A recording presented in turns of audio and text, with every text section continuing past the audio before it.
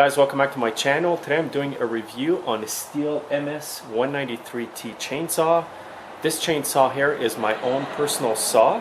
I bought it back in April of 2015 of this year.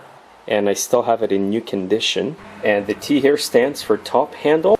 And the cover did come with the saw as well. It's a 14-inch bar. Now when I bought the saw, it came with a 14-inch 43 gauge bar and a 43 gauge chain, which is much smaller than the chain that's on right now. Now since I bought the saw, I've added my own bar and chain, which is 50 gauge. It's a much beefier chain and bar, and it's going to last a lot longer than the original one that came with it. And here's a close-up view of the chain. Now it is a 14-inch bar on the saw right now, but you can add a 12-inch bar if you want it smaller, or you could add a 16-inch if you want it a bit longer. And on this tag over here, it shows you where it's made. And this saw here is made in the USA. And there's also a tag at the back here that gives you a bit more specs on the saw as well. And in case you're wondering, it is a 30cc engine. And this is a really light saw. It only weighs 7.5 pounds or 3.4 kilograms. The reason I bought this saw is because sometimes I want to do work and you need a nice light saw with a top handle like this. Especially if you have to go up a tree, I find it a lot easier to cut branches. And the fact that it's a light saw is very nice as well. And by the way guys, I paid $359 for it in April of 2015 this year. The price has gone up a bit since I bought it. Now usually these saws come with a 1-year warranty, but if you buy a 6-pack of mixing oil, you can get 2 years warranty, so I went for it. And I also received a user manual and the chainsaw tool here. Now I'm just going to start by showing you some of the features of the saw.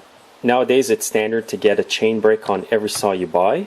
This chainsaw here comes with a primer bulb. This is the choke over here.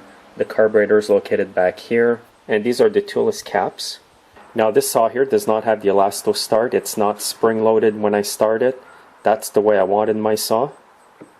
And I also like the fact that you can adjust your chain over here. You just loosen the nut, grab your chainsaw tool, turn it clockwise to tighten up the chain, turn it the other way to loosen it. I find it much better to have the adjusting screw here as opposed to having it here or behind the bar. And it is a drum sprocket on this chainsaw, not a rim sprocket. And the muffler is located right here underneath the clutch cover. Now what's nice about this saw as well is the hook back here for attaching it to your belt. This is really good if you're going up a tree. It just comes out like this and you can snap in your hook. And this saw here has a good anti-vibe system. You can see just by moving the handlebars. And by the way guys, the choke knob is over here. If you want the choke on, you put the knob over here. Here's the on-off switch. It's on over here and it's off up top. And you can also lock the trigger.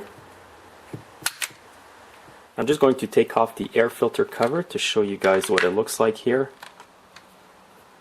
The carburetor is behind this black cover here. Your spark plug is down here.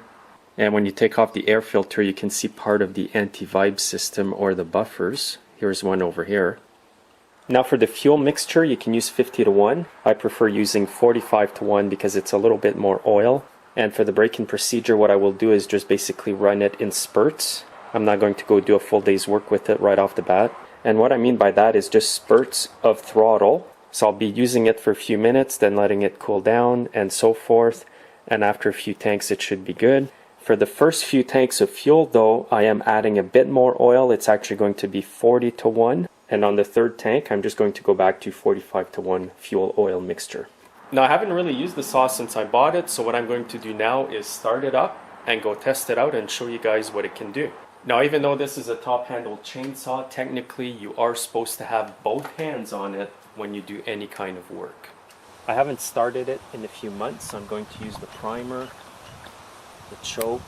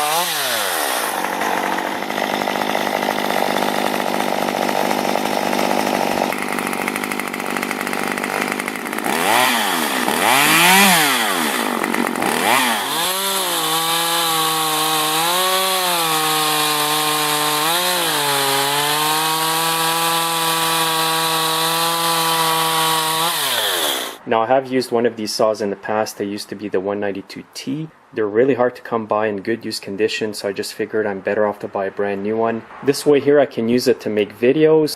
It's going to be a nice clean unit to work on to do that. It's just too hard to wait for one to come in the shop because, like I said, I don't see too many of them.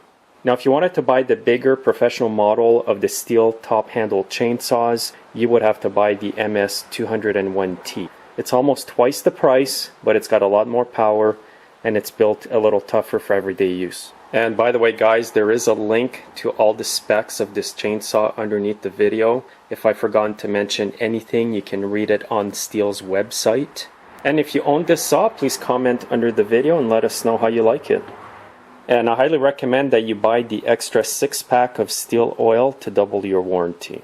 And another tip too is make sure to keep your receipt, because apparently if you are the original owner, the ignition module is guaranteed for life. Things may have changed by now, but just make sure to register it and keep your original receipt. And as you've probably noticed, I am very happy with this little chainsaw. I highly recommend it. Thanks for watching guys. Make sure to subscribe and you can see me in my next video. Have a great day.